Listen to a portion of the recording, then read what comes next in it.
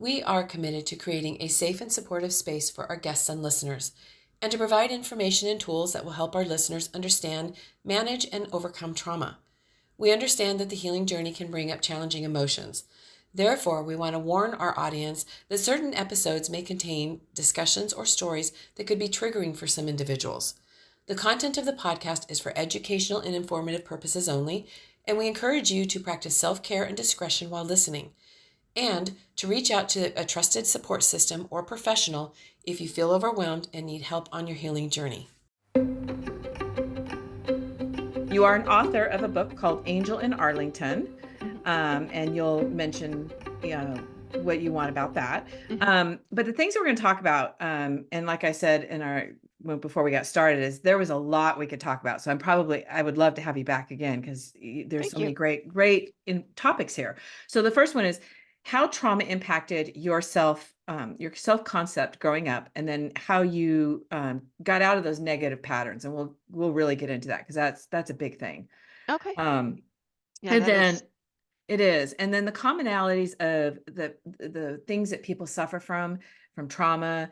You mentioned some, like eating disorders, people pleasing. That was mine. Narcissists. I mean, all of these. And I put down even shame. I mean, there's so many commonalities. And so we'll just kind of touch on those. And it's nice to bring up about the commonalities, because with my experience, I started healing at 19 and I'm 60. And there wasn't a lot out there at all. So I felt very alone. And I felt like, these things that I was dealing with, I was the only person in the world dealing with them.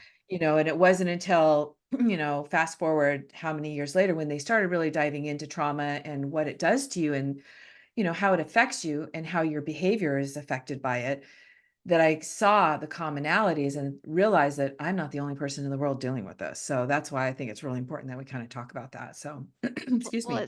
It's huge. Yeah, no, I agree. And I've been listening to your show. I've been listening to some episodes and everything. And you've got some awesome things. And I love that you share your story, because I think that opens people up to being able to own theirs and share theirs as well. So yeah, thank you. Yeah, it's, that's why I did make it the first episode, is so that people would be able to connect and to understand my story. And it isn't as much about the trauma, although I do touch on that, is more about the healing process, which is, I'm still on it. So enough about me. Let's talk about you. Okay. I like hearing your story. No, that's good. Anyway, so diving into, basically, the first question was how the culture, remind me. Yeah. So how trauma impacted your self-concept growing up. Oh, okay. And then getting out of those negative patterns. Okay. So, I have nothing but memories of trauma, and I didn't realize I was living it at the time. And so I think the best way to describe that's actually a really good question, in a way that it's been worded in ways that I haven't really thought about before, to be honest. But I always saw myself as different. Yeah, I always saw myself as different. So I grew up huge family in Utah. Like, my mom was number 4 out of 11, I think, 5 out of 11. To the oldest and youngest died when they're babies. Anyway, doesn't matter. But she's a huge family, lots of sisters, lots of cousins. I'm actually the 4th grandchild on that side, and out of my grandparents ended up having 69 grandkids. So yeah, and a lot of really close families. So anyway, but there are a lot of girls my age who I'm still very close to now, handful of us. And I just remember when I was like 3 years old, I don't know, I was always trying to make sure that people liked me. And at the root of that, I think, is that people leave you. The abandonment. It's it's simple. It's the abandonment. And then it's like, well, people leave you because you're not good enough, or you need to give them a reason to stay. And so I really You were aware of this at 3? I was not. I became aware of this when I was like 30. Oh, okay. I was gonna say, wow. No, when I was 3, sorry, that was a little bit confusing. I just remember, first of all, being terrified anytime my mom would leave. Anytime, I was just always afraid of things. I was like hyper aware of death at an early age. Wow. My daddy was murdered. I mean, and I knew it. And, one thing I will say is, like, you don't lie to your kids. I'm so grateful that my mom was honest. I mean, my mom is an absolute angel. Oh. I remember, I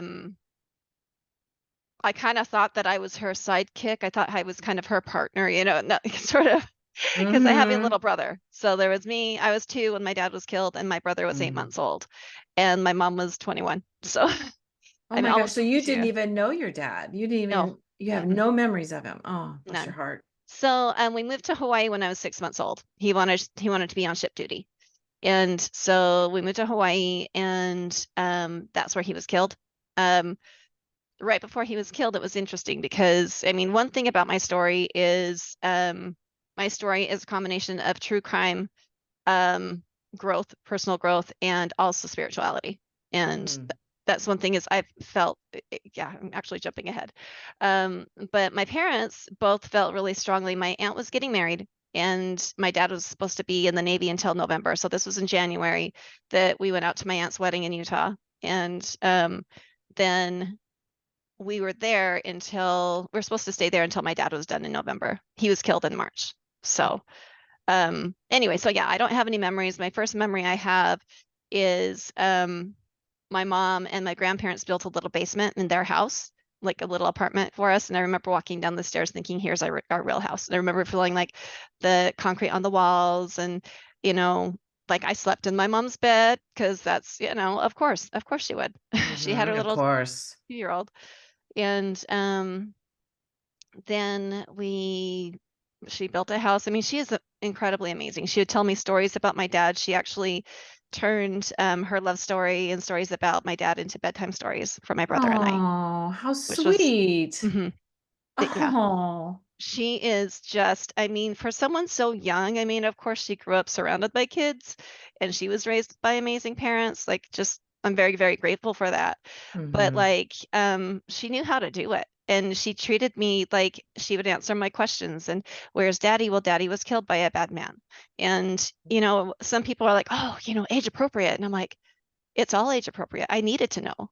I would have been traumatized whether my dad got hit by a bus. Yeah, yeah. There was So, trauma there. And and mhm. and honestly, because when I lost my mom when I was 16, Oh, wow. and she got cancer originally when I was 14 and Oh, went wow. through a lot of chemo and stuff. Anyway, Mhm. when it I'm came so back, sorry. I thank you. I didn't know, but I noticed like she was home a lot, and there were signs like she's not feeling well. And I Mhm. confronted my dad about it. Does she have the cancer again? And he couldn't even be honest with me. They were never honest with me. And let me tell At you, 16. how I found out was horrible. I found out when she got rushed to the hospital and the doctor walked out and said she might make it through the night, I don't know, 3 days. That's how I found out.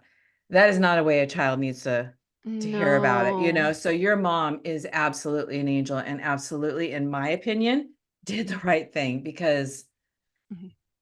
it's a traumatic situation and it's not an easy conversation, but honesty, trust me, Oh, makes a 100%. big Well, yeah. well, and we both come from trauma background. Mhm. Like, we're going to make up worst case scenario in our mind anyway. It doesn't matter.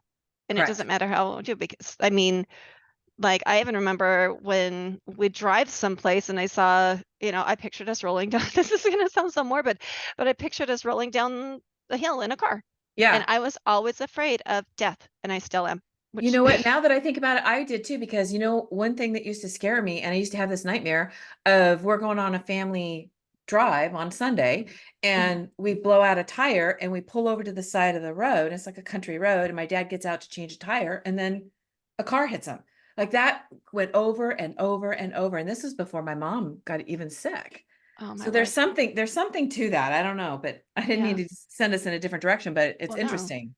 Well, it's just even childhood trauma and things that you're afraid of. I mean, Mhm. um, like, I'm guessing one thing, I'd compare myself to others all the time. I still it's hard not to. I think even as women, it's hard not to compare Yeah. ourselves to other people. But I'd look at other people's families and I'd be like, oh, Mhm. they have a dad. And um, so mostly growing up, I would, society is just like, oh, you don't remember him. Oh, you're lucky. That's so good. You don't remember your dad. You didn't have to go through that. I didn't have to go through the pain of losing him, right? You're like, what? But I mean, and that's what I told myself too. I'm like, well, I don't remember of my dad. Of course I can't, of course I didn't go through any pain. And the whole time I was Mm. grieving, I didn't realize this till I was 30. So Mhm. it was like, you know, so growing up, it was like, I had my mom, my family, we talked about my dad all the time. It still wasn't easy, but still, it was, even though I was very, very anxious, my mom would leave the house. I would say little prayers in the back of my mind. I mean, Mhm. even as a kid that should make it home safely, I was always afraid that I would die, that my brother would die, anybody would die. And that's something I have to actually still to this day. I mean, Mhm. that's a very, very deep rooted, I've heard on your episodes and also others where it's like PTSD. People Mhm. don't like to call it that. I do. I'm like, yes, Mhm. it's a disorder. Mhm. Um, but it's a physical thing. It's Mhm. not a mental thing, it's a physical thing. Mhm. And so I carried that terror with me. And growing up, I was always like, I'd be jealous, or not jealous, but yeah, I'd feel bad that people would go out, my friends would go out and do things, and I was afraid of doing them, or Mm. or I didn't believe that I could do things. So pretty happy childhood with the anxiety going on.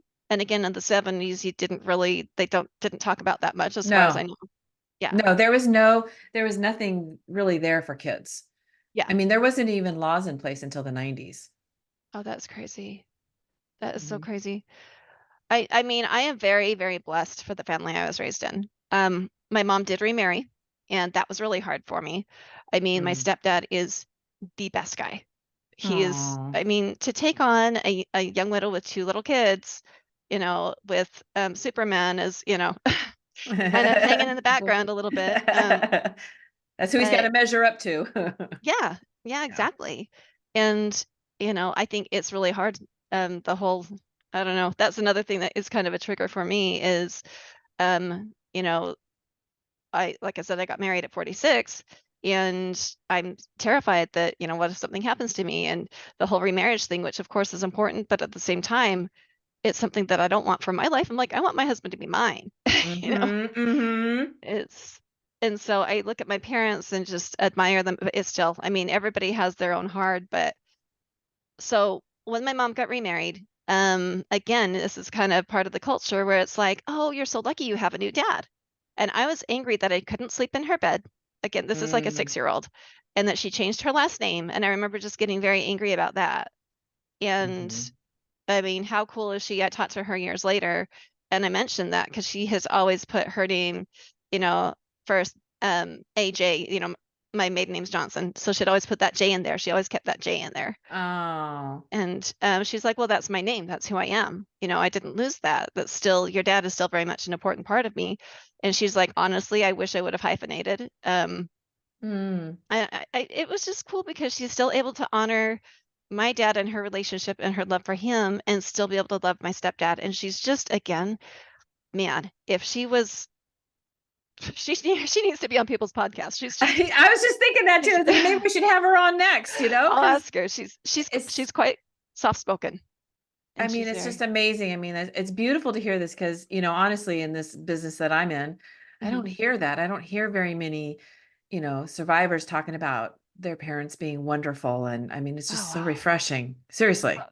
Well, I Most of the time it either the parents are part of the abuse or they didn't protect them.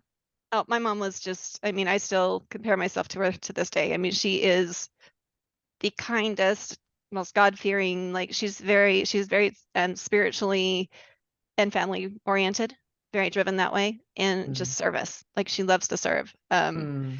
And but it was so cool because I mean, I don't know, am I allowed to talk about God? Yeah. Oh, Yes. okay. Yes. Yeah. Yeah. Okay. Because I mean, that's one thing is like I've got my beliefs, and I definitely don't want other people to be like, oh, well, this is what she thinks it has to be. I'm like, I think it's It's your journey. It's your belief. mhm, Same with me. I mean, I do believe in God. awesome. I definitely have a relationship. So yes. Yeah.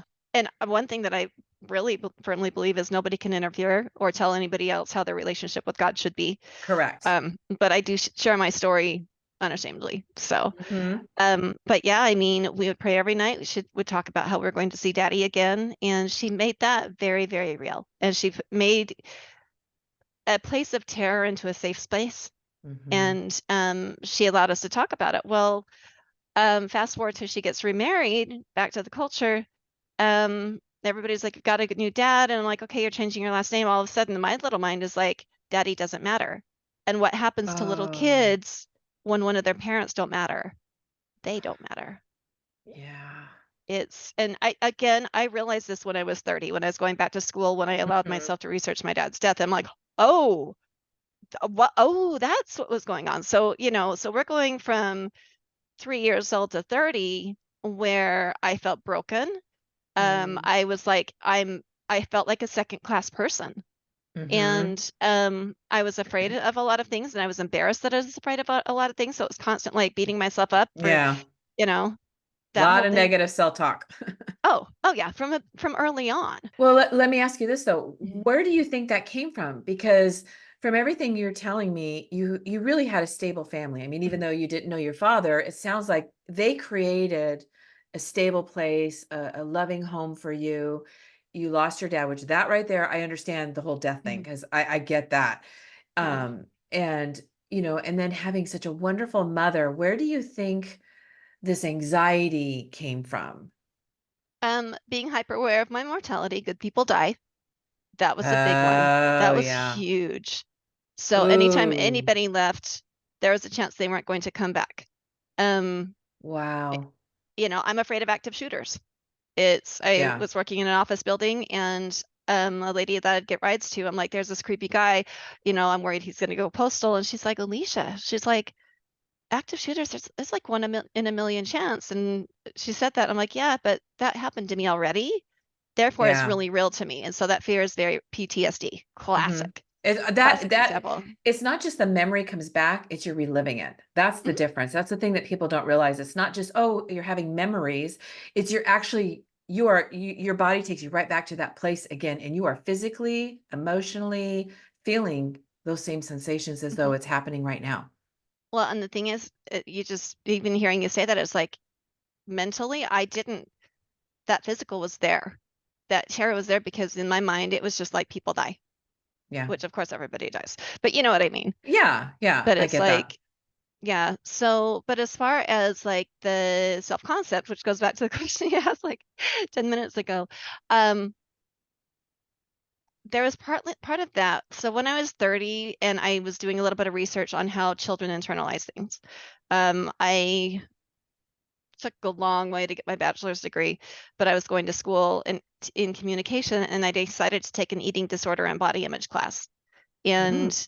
And had some really cool things happen as I'm talking about death. But my grandpa, let's see, I had been in a bad working environment for a long time by a narcissist. I'd been working for a narcissistic photographer. And I met this guy. Yeah, is it okay if I tell how I got out of it now? Yes. Oh, Okay. yeah, you're telling your Okay. story. So you tell it in your Okay. direction. As far as the shame, as far as the how my trauma, my dad's death impacted me and how that changed. So I'd been working for bad situation for a couple of years, and running from this whole I can't have memories of my, or I don't have memories of my dad, therefore I don't have the right to miss him. I don't have the right to be Mm. sad. Like I didn't, my mom got the knock on the door. I didn't. I don't remember. I don't remember. I have no right. Um, That was, I told myself that all the time growing up. Um, mm. so when my mom got remarried, as per normal and as to be expected, kind of, and I hope it changes, they took my dad's picture down the night of her wedding. Bye-bye. Ooh, Yeah. that's a tough one. Right. I mean, and had my mom known, like I said, she would have hyphenated her name. She didn't drop Johnson ever. She still hasn't dropped Johnson. Um, but it's like, had she known, she would have, what advice would I give to somebody? Make sure that daddy's picture is in their room and you've got one day a week you can talk about daddy. We didn't know. So daddy's picture's Mhm. gone. I can't sleep in mom's bed anymore. Therefore, I have to like can't talk about him. And there's this subconscious part of me. Okay, subconscious part of me that's going half, I don't matter because my dad doesn't matter. Took the dad's picture down. And then of course people are like, be excited you have a new dad. I didn't feel excited. I mean, sure, I Yeah. liked Steve. He was fine until I did something bad and he wanted to be dad and discipline me. And I'm like, that ain't happening. Mhm. But I turned to food for comfort. Me too. So were you overweight? Were you teased for being chubby? Uh-huh. Mhm. Oh, that's so fun, Mhm. huh? Mhm. Yeah, yeah, that's a lot. When you're 12, 13 years old. Yes, Yeah, that was, yeah, yeah, it was great. No, yeah, I definitely started eating. And I didn't understand it. I didn't understand what I was doing.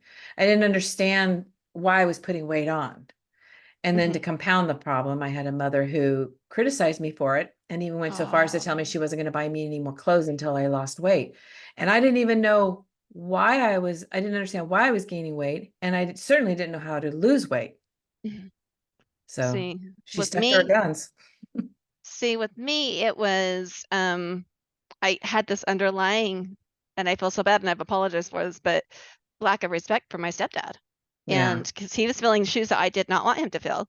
And, Right. um, but like, I remember we'd sit at the dinner table and here's my brother, and my mom started having more kids. All 5 of them are boys. So I'm the only girl. Oh I have 6 boy. brothers. I love it now. Girls are crazy. Yeah. But I shouldn't say that. But no, I mean my brothers are my best friends and like, again, very, very fortunate to have such a good nurturing, and even my Yeah. stepdad was respectful of my dad. Um, but we'd be sitting at the dinner table and of course I've got, I'm eating my emotions and not realizing it. Mhm. And then my brother would get an extra helping and I'm like, but I want some. And my stepdad's like, oh no, but he's a growing boy. Yeah, I know. I'm like, Mm. old school, you don't say that. Them's Mhm. fighting words. So after dinner, I would clean the dinner table and I would eat everybody's food.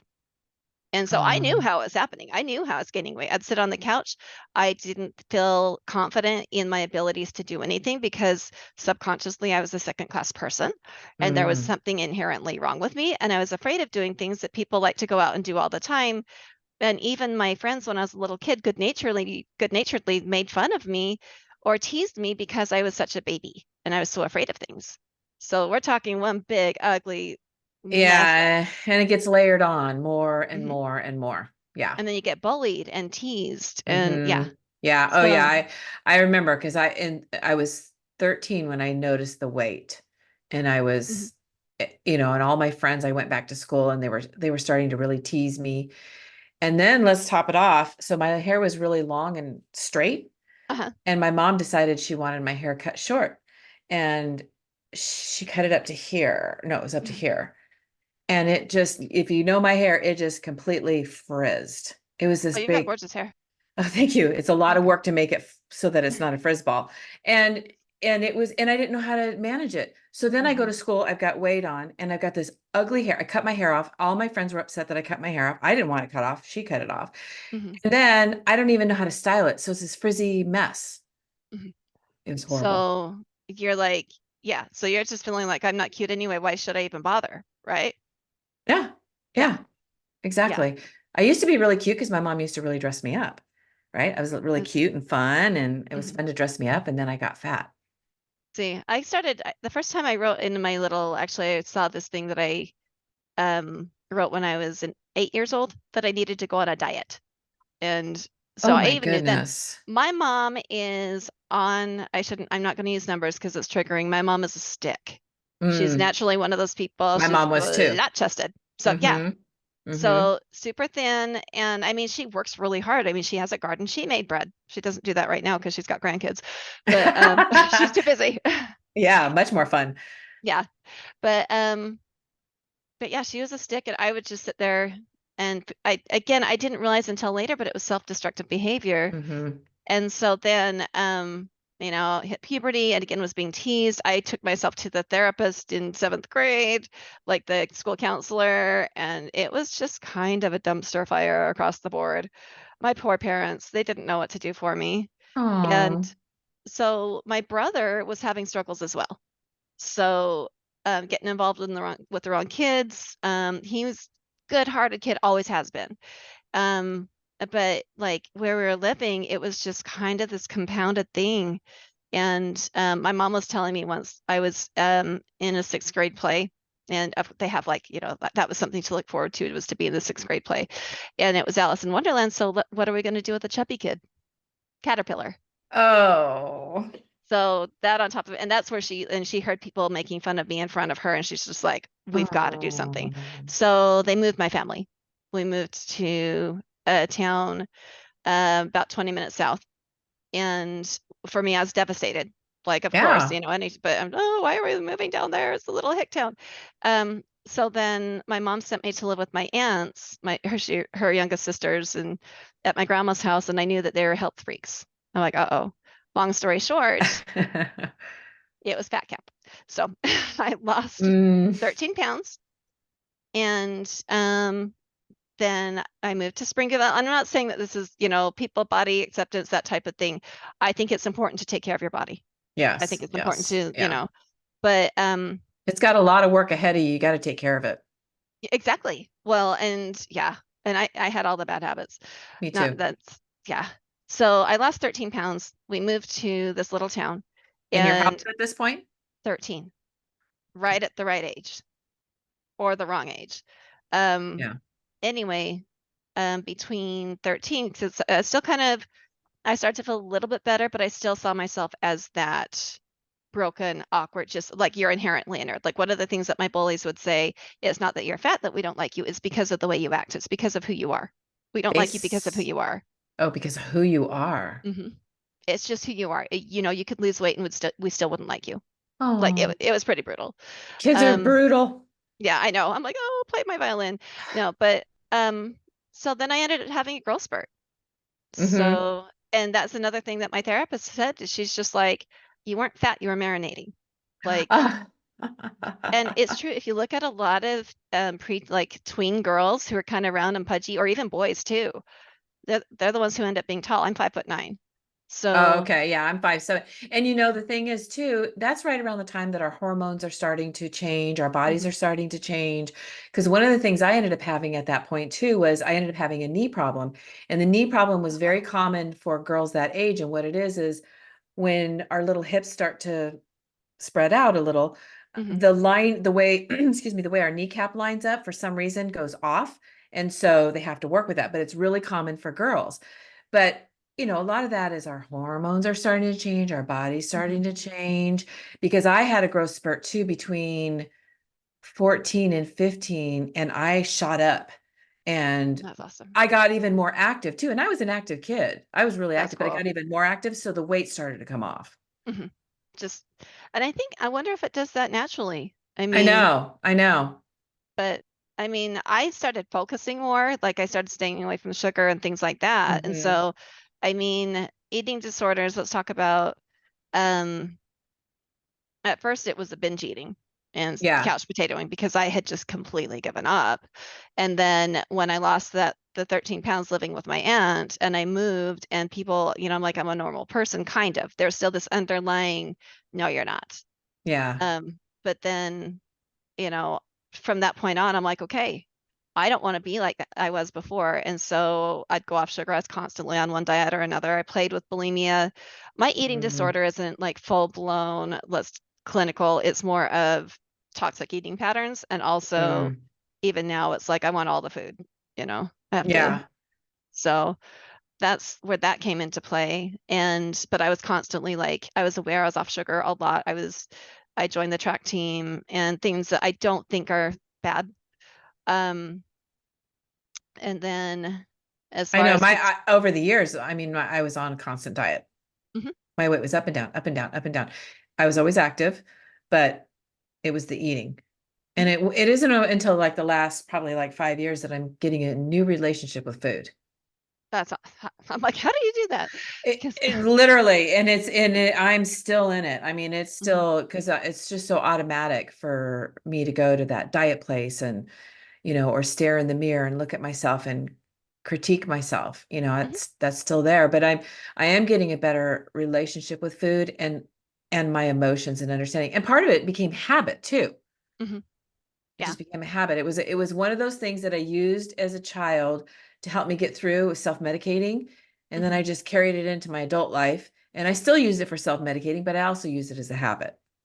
Well, and I also think it can be, I feel like people who've gone through trauma experience a scarcity mentality.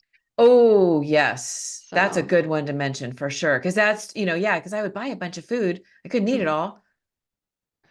So But yeah. yeah, the scarcity. Yeah, Oh, interesting. you Hmm. find a buffet, you find free food, you're like, it's almost kind of like, must eat all the things. Eat everything I on your plate too, right? Whether you're hungry or not. Yeah, well, I didn't my family didn't have a problem with that, but yeah, it's um but yeah, as far as my relationship with food and eating disorders, I mean, I've done Optavia. Me I'm too. currently working with a nutritionist. So, because this is actually pretty big for me. Yeah. After I got married, I gained because I've been a runner ever since I was 25, probably like a good solid, like I love running, gym Hmm. rat, that type of thing. And while I was Me single, too. yeah, but yeah, I got into up and down, but still pretty decent shape. I'm like, well, you know what? In the dating pool, I want to look good. I still want to look good. And then I got married during COVID. And I mean, of course, the best shape of my life because I was stressed out trying to get into a wedding dress and it was COVID. Yeah. And, got to where I wanted to be and moved to the deep South. So, and my husband is a big old handsome 6'3", 350-pound Southern boy. Oh boy. So, welcome to the South. Where are the gyms? Wait a minute, what's going on? And also the stress of moving cross country. And, Hmm. it's taken me, I'm slowly getting back. It's been lots of ups. But so, long story short, it's still yo yoing, but Hmm. finding that place where it's like, okay, I mean, you know, finding that relationship with food. I don't know. It's like Satan's a jerk that way. He's just like, here you go. Yeah. Yeah. And I know, and it's still things like I try not to limit what I can eat anymore. Like I don't do that where okay, I can't eat that because, that's not good for you and I want to be thinner. It's even just having a whole different mindset about my workout because I've always worked out. Mhm, But whenever I went on a diet or whatever to lose weight, it was really honestly, when I think about it, it was so that I would lose weight, look good, and then people would accept me. yeah, I would 1000%. be finally accepted. And Mhm, all of a sudden people are noticing that I'm thinner and I look good and I'm getting all these compliments. I'm getting this attention, which I was hungry for. I was starving mhm, for that. And so then something would happen and I would go off the rails and I would put the weight back on. And now I've been losing weight over the years. I put some on because I had two big back surgeries. oh, wow. Yeah, and so now I'm able to go back to the gym and Mhm, watching what I'm eating. But instead of being, oh, I want to look good. Yes, I want to look good, of course, but I want to be healthy and strong because what happened when I went through these back surgeries is I got so weak, and it's humbling, and I don't ever mhm, want to be there. So it kind of mhm, made me realize how important your health is in a different way, and the strength is so important. mhm, So I still struggle though because I still want to eat. I still want to eat everything. I still want to eat, my chips and not mhm. put weight on. Yeah, exactly. Well, and even out here, like you were saying, it's the health because I've always been healthy. My blood work and everything like that. Me too. It's and then around COVID and the stress and everything like that, yeah. Anyway, I started to notice that I started to feel old because people are always like, you look so young, you look so young. And oh, thank you. I know I got young genes. And then when I put on the extra weight, I started feeling my age. And I'm like, Yeah. so Yeah. it's my husband and I are both, I actually have a nutritionist that I work with, and her name is it's okay if I think fit, her name's Desiree. Hmm. And what she does is she figures out exactly, she sets up a meal plan, and she tells you what macros to take and stuff like that. And like Yeah. she likes it to be whole foods. And I'll be talking to her and I'm just like, what if I do this and this? And she's like, that's not a real food. Replace it with a real food. And it's good because she's like, what do you like to eat for breakfast? Cookies. And she's like, I'm serious. I'm like, so am I. So she'll Ah. figure out a way to kind of incorporate what I'm going to eat into my lifestyle. And it's a slow process, but it works. Like Hmm. I've been on her plan before and it works like a charm. But but again, it's like, okay, am I feeling my body the right way? Am I healthy? Do I feel good? And of course you want to look good. Of course, So you want to be able to look nice and, go out on mhm, your dates. And when we go to Vegas, I want to look nice. exactly. And when you're like publishing your book and getting out there and all that stuff too. Yeah, and pictures are being So taken and mhm, yeah, yeah. And those of us that come from trauma too, and we know now, we're learning now that trauma it gets stored in your body. Mhm. So for me, for years, I also lived in survival mode, which meant I was always anxious, right? And you can relate to that. That is 1000%. so stressful and so hard on your body, and when we're young, our bodies kind of take it for a long time. But the Mhm. cortisol, the stress that's on your body and on all your organs, on your mind, and what it does, after a while, that's going to take its toll on you. Mhm. And that is why for a long time I've wanted to be healthy, but now I'm like, this scares me. Like, Mhm. I understand. Like, I've had so many surgeries from the waist up because of the stress and stuff that I carried Oh, and the wow. damage I've done to myself. And I don't want, I mean, and believe me, there's shame that goes with that, and Mhm. I'm not like, I'm not surgery happy. I've just done a lot of damage to my body Mhm. and I don't want to do that anymore, and so that has really, I knew that I had to get shit together. I had to get Right. this together because my body was showing me that it's not going to take a whole lot more of this. You Right. know, I Before you mean, we're end up in a talking, wheelchair or something. right, exactly. I want to be able to chase my grandchildren. I want to be able to Mhm. go for hikes. I want to enjoy my life. And the way I was going and putting that weight on was stressing all that stuff that I was having surgery on. And Mhm. so I could sit here and be judgmental and critical of myself, and that's not what I did. What I did is I really had a lot of empathy for myself and realize it. Knowing all this and sitting down and thinking about this of what my body has been through and what I've put it through, not on purpose. Right. It's time. It's time to stop because I felt like I was at a turning point. That's wow. And that's such an amazing realization to come to too, because we'll keep going. We'll just Oh, keep going. yes. Oh, yeah. Mhm. Yeah. I think you and I are the same way. We'll put our head down and we'll just keep going. Mhm. Just get stuff done and not stop and assess the situation for ourselves. Mhm. Well, I think it's also important to realize, like mentally where you need to be and how fitness and health, like you said, finding that balance. I didn't know this was going to go this conversation was going to go this direction, but therapists and even my nutritionist and now my husband is just like, if you're not in a good physical space, you're a nightmare. So Oh, yeah. I mean, I'm yeah, I'm not a happy person. It's how to yeah, it's my therapist just is like you have to be in a comfortable place in order for your mental yeah. health to be for you to be mentally healthy. Like if you're not And taking care of yourself, you're not really good mentally. well, and what they are finding as well is that, the stomach is directly connected with the brain. And when we're Mhm. not taking care of all that, if we're not eating right, if we're putting a lot of junk in our system, a lot of chemicals in our system, that's going to affect our brain. That's going to Mhm. affect everything. And so we've already got this stuff that we're dealing with, this trauma, the stuff that some other people don't have to deal with. So we're already dealing with that. And then if we're not eating right and we're not getting some kind of exercise, whether it's walking, stretching, whatever you can do, Mhm. it's going to add up. And Mhm. and like I said, and that's what I realized with myself. My body was screaming at me. You need to stop. You need to pay attention. We're having too many surgeries. You're in too much Wow. pain. That's Yeah, a lot of surgeries.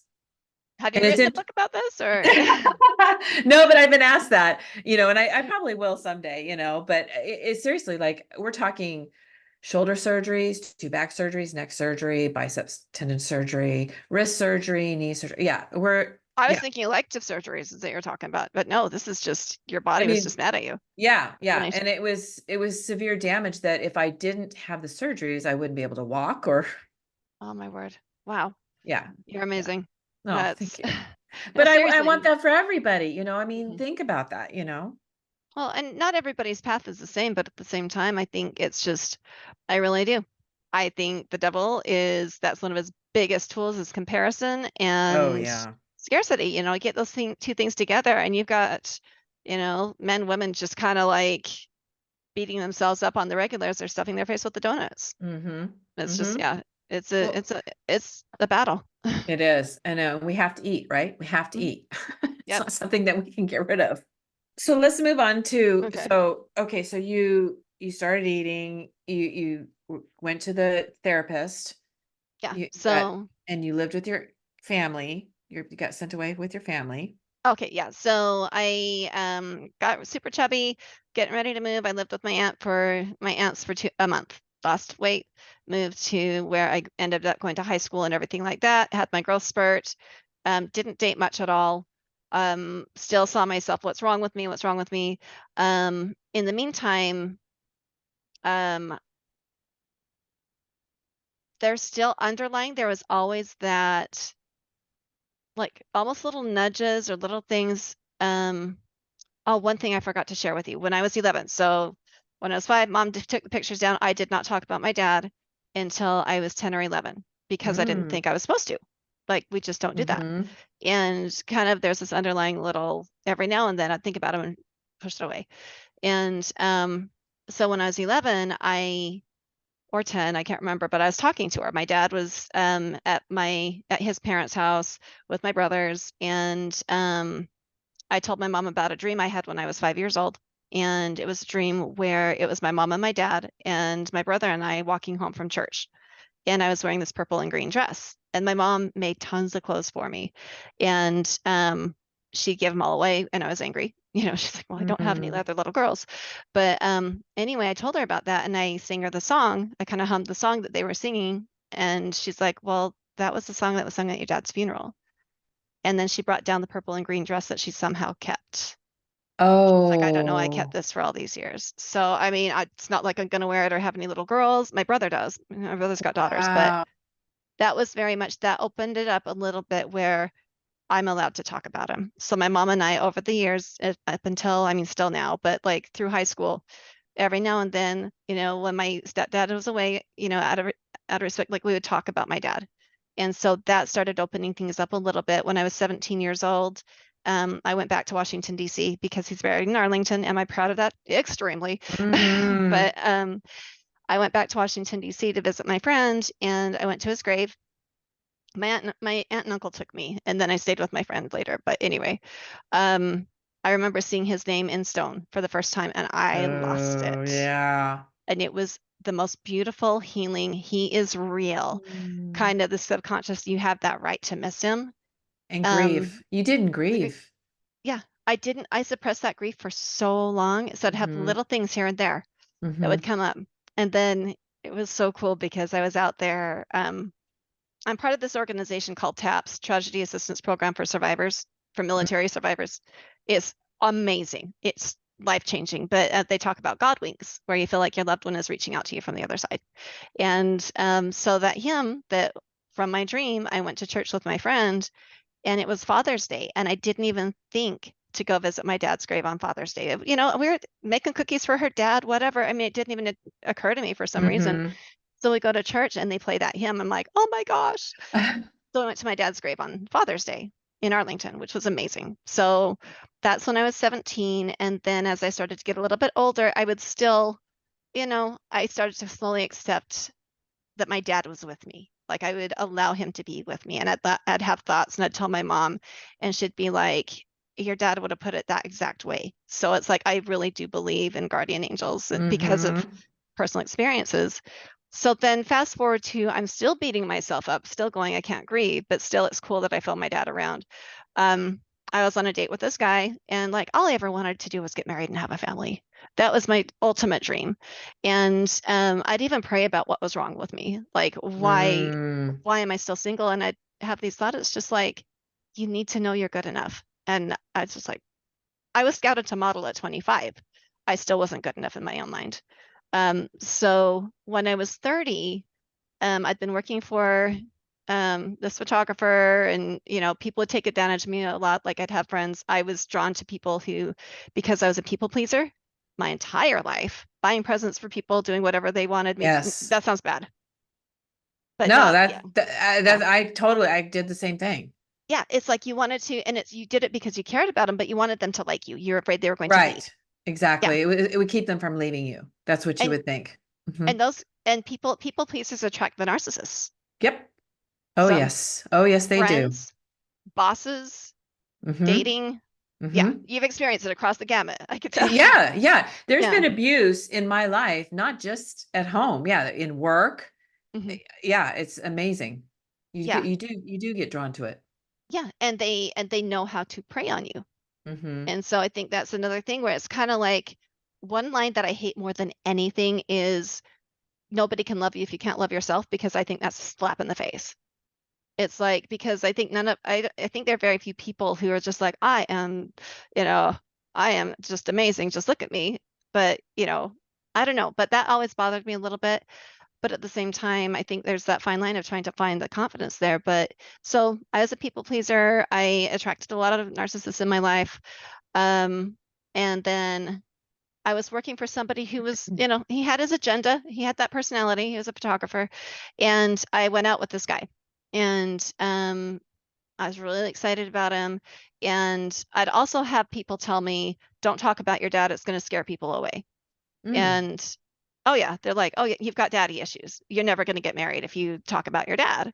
I'm like, well, it's kind of a cool part of my history, I was gonna say it's not negative. Your dad's situation is not negative, except that he was murdered. I mean, but like he wasn't a bad dad. It's not like a Murdered. bad yeah. Yeah. Yeah, exactly. Exactly. He wasn't a bad dad. It's just, yeah. I mean, and also there's that whole thing where it's like, get over it already. How can you get over it when you're not allowed to address it? Right. Right. And so anyway, I was out with this guy, and he had lost his mom 2 months before. And I Mm. tried not to mention my dad much, but I'm like, yeah, my dad died when I was little. And we got into this conversation, and he's just like, you have every right to miss your dad. He's like, I have memories, you don't. Mm. Oh my gosh, I didn't. That was the biggest gift anybody could have given me. Seriously. I mean, Wow. even my grandma on my dad's side, bless her soul, she's passed away, but there's a lot of stuff behind there. It's in the book. There's a lot of deep-rooted things that a lot of people didn't know, that a lot of people weren't aware of. They're good people, but they didn't know how it was Yeah. impacting me. And but she told me, we can't talk about your dad. It's not fair because you don't remember him. So Mm. when that guy told me, you have every right to miss him, that's when. And he had also told me, because all I knew growing up was that my dad was killed by a crazy guy who pled insanity and got away with it. That's all my mom knew. There's a lot of cover up with the Navy. And so he's like, I know this is none of my business, but you need to find out what happened with your dad. And so I did some research, and I did some digging, and I started doing things for myself, and I went back to school. And it was this one crazy, wild year of healing. And so that's when I was in that eating disorders and body image class. Let's just put the icing on the cake when my maternal grandfather, who was my father figure, besides my stepdad, again, I don't want to diminish him at all, because he was my dad growing up. He really was. He still is. But my mom's dad died that same year that I was researching my Mm. dad's death, but it was a powerful, really kind of I was vulnerable to spiritual things even more. And I was letting my dad in for the first time, really letting him in for the first time in my life. And I remember feeling my dad and both grandpas just close to me, and they're like, you've got a lot of stuff to get through, and we're here to help you. And I Mm. walked into my next class, which was the eating disorder and body image class, and they were talking about how between the ages of 8 and 12 is where you solidify your self-concept. And I thought about those years, and I'm just like, that's where I started the negative patterns of eating. Because Mm-hmm. as a little 3-year-old, you think that everything is about you. Because I wasn't worthy of my dad, he was taken. And I think that's the subconscious thread that was going throughout my whole life. That makes sense. So it That's the makes total sense. subconscious. That's the subconscious. That's stored in your subconscious, and then it shows up when you get triggered. Yeah. And I was triggered all the time. Mm-hmm. And so ever since then, I mean, it hasn't been roses. I mean, did I find out what happened? Yes, I did. Was that a That'd lot be of work? Oh, hard. absolutely. Yeah, that'd be Um, hard. but it's amazing because my main tagline, my book is called Angel in Arlington. My tagline is unlikely courage. I mean, Mm. I've given you enough material already. I was not a brave girl. But unlikely courage is when, you get this little underdog, this little mouse who's going to go up and they're going to face the US Navy, and I did. And it's like Yeah. being able to face your biggest triggers head on is very empowering. And I'm saying don't be stupid. Like, make sure that you're being careful and you're doing it carefully, but at the same time, it's like Yeah, unlikely courage. It's even though you think that you don't have the strength in you because you grew up as a victim, doesn't mean that it comes out of nowhere. And it's really cool and really amazing. And miracles happen when you tap into that unlikely courage. So So, when you started looking into your dad's story and finding out what happened to him, that is when everything like your healing accelerated. And oh, what do you think? Why do you think that is? That's interesting. because What go do you ahead. think triggered it?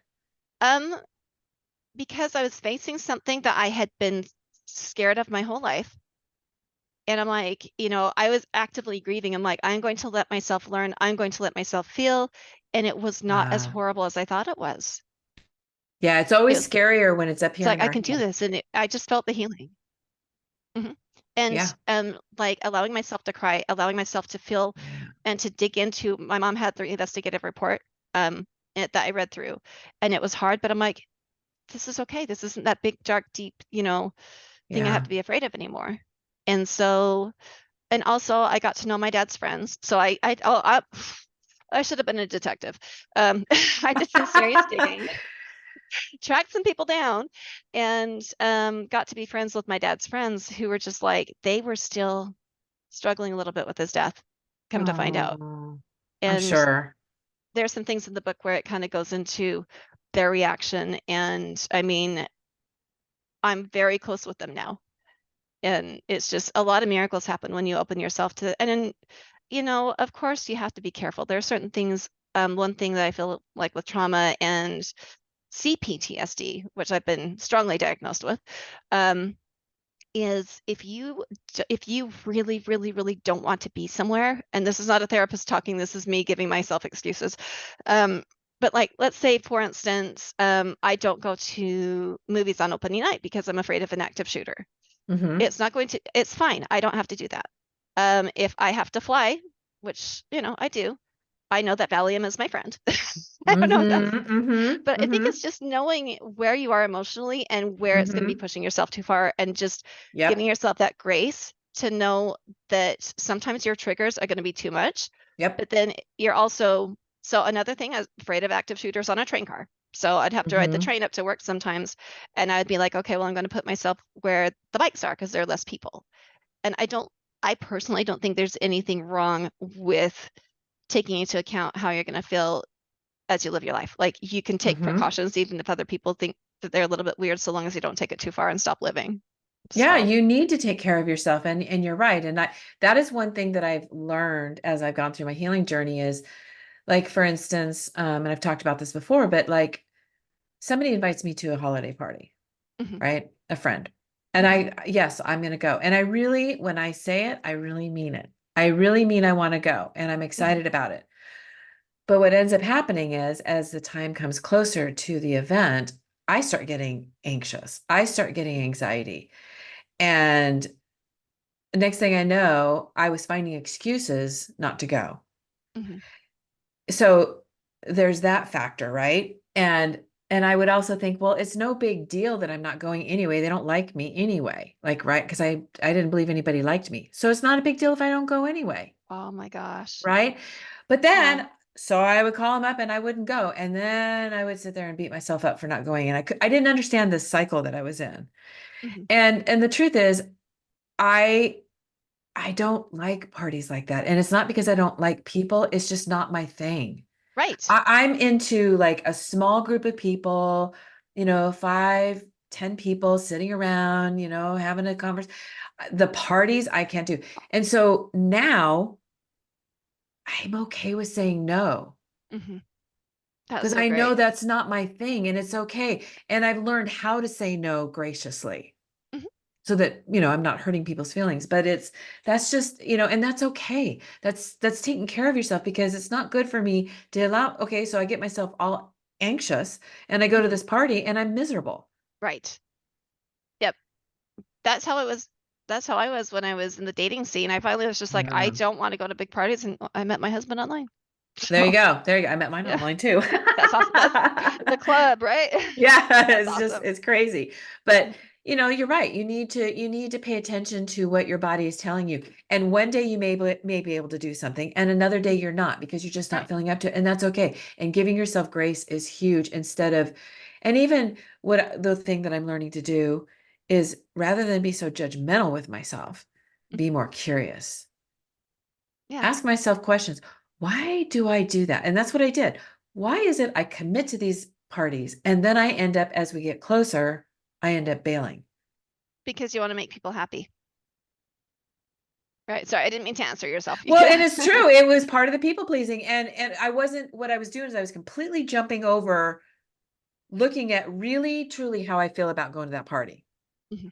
And like you were saying, we were talking about people pleasing earlier. And that's, excuse me, that's exactly what I was doing, is I would jump into, oh yeah, I got to say yes. I got to say yes. And this is going to be good. And then I realized later, oh, I really don't want to do that. And it's not that I don't enjoy their company. It's not that. It's not that I don't enjoy people's company at all. It's the It's scene. just that it's a scene. And when there's more people, and of course, if there's drinking, I get really uncomfortable. But that's just me. Yeah, no, I'm right there with you. And it's like, I think, and maybe this is something that it happens as you get older. We're like, wait a minute, I'm not into, I mean, yes, my family parties, of course I'm going to go to those because Yeah. that's Yeah. different. But Yeah. That's different. but still it's like the noise and like trying to go out and date and meet people. And it's just that, yeah, The being on constantly is mhm, and exhausting. comparing and just it, yeah. I mean, if you're supposed to be someplace, my mom met my stepdad at a dance, I feel like you're gonna be there. I feel like Mm.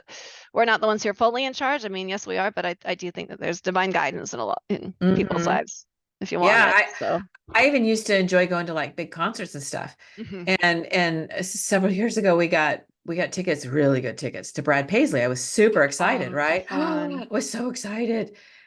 Mhm. And then as we got closer, here it comes. Here comes the anxiety. Yeah. And for that, I do understand, because I don't like the big crowds anymore. Mhm. And I had a bad experience in the previous concert I'd gone to. So I get why that happened. And so now I just know I'm not going. Yeah. Well, but if it's worth it, you're gonna go. If it's Like, worth it, I'm gonna go. Yeah. yeah. Yeah. It's just, I started thinking, it was so funny. And like the day before, I looked at my husband and I said, we got to sell the tickets. Oh I my can't gosh. go. And we did, and we sold them, it was fine. But Mhm. so that just made me slow down and go, I really need to think this through on the front end before I commit to something. Right. And just be like, is this something that if you get excited, you're like, oh my gosh, I hadn't really thought about that before, but Yeah, I, just say, you could even just say to someone, let me get back to you on that. Let me get mhm, back to you on that. And that's okay. There's nothing wrong with that. It's just, I don't have to commit to everything and make everybody happy. And then truly disappoint them when I cancel. mhm. Right. Or end up losing money or Right. whatever. Right. Yeah. My biggest things, I've got this, it's funny because as I've gotten older, it's like, I saw myself as this cautious, I mean, I am cautious, but it's like, I've got my thrill seeker side, like, don't do this as much anymore because, you know, my husband's Getting like, "Why older. would you?" Well, that too. Yeah, that too. But I love running, like races, Mm. I spend money Oh. on races. And same thing like with you, I loved going to concerts. But then I think also as you evolve into, getting older, but also even my relationship, like my husband is wonderful. Like we've got a really good relationship. We like different things. And but it was funny because we were even talking today about how we went to Disney World for my birthday. That was one thing I wanted. And he's like, "But you hate crowds." And I'm like, "They're worth it for Disney World. Are you kidding me? You get me on the." I think that for me, it's like being in more of a controlled environment, Oh, like right, right, running races where there are security around, right. or getting on a ride that is like you can get those thrills without getting killed. So Yeah, yeah, yeah. Getting hurt or killed. Right, yeah. right. Hmm. Yeah, that's true. Because I like theme parks as long as they're not packed. But Right. yeah, it's the concerts. I think it's the unpredictability that, as I'm getting older and being more aware, and of course there is Right. more stuff going on these days that we do have On to be more careful, Yeah. unfortunately. But yeah, it's so, and what that really boils down to is the self-awareness and listening to yourself. Mhm. And but also, I think part of that self-awareness is like, okay, how much is how much am I making excuses? Am I getting into some toxic Correct. patterns? And do I need to go back to my therapist? Or, again, this could be like get into go down a really big old rabbit hole of, is this right or is it not? And then I think that's part of the people pleasing too, the overanalyzing and everything like that. But it's, I think we both agree that it's like, you're allowed to do things, like you're allowed to say no to things. You're allowed to be aware of, this triggers me. I think it's being aware of things that trigger you and knowing how you're going to deal with them. And it's not going to be the same every single time. Right. That's a great way to put it. Like, it's like, am I going to go? No, I don't want to. Okay, end of discussion. Or else you can say, why don't I want to go? But if you don't want to go, and you're like, that's fine. Do I want to go? Well, I do, but I'm kind of scared. Okay, well, what will make it so I'm not so scared? Well, I'm going to do it this way, and this is what I'm going to do. And I'm going to take that Valium on the airplane, or, I'm going to sit with the bikes, and then I'll feel comfortable. And when I do that, I'm like, okay, I know this is going to make me feel anxious, and I kind of prepare myself for that. I'm fine, and I'm still able to get things done. And other times it's just like, go and fine. You're giving a great example that I talk about of what you should do when you're in a trigger. So the self-awareness makes you realize, oh, okay, I'm being triggered, right? Because in my mind, when I'm triggered, there's a lot of thoughts that go through my head that don't make sense. And then you pause and you sort it out, and then you respond. Yeah. That works for you. So you allow the logic to get in there, but also know that emotion is still something it's a physical thing that you get to kind of think through. So exactly. Yeah. Well, this has been amazing. I bet we could go on for, no, it's great. It's great. It's been, I mean, seriously, we covered a lot of stuff, and that's awesome. I mean, I love these stories because it gives people a way to connect. Again, like I was saying in the beginning, where, I'm not alone feeling like this, or thinking like this, or feeling this way, or acting this way. You're not alone.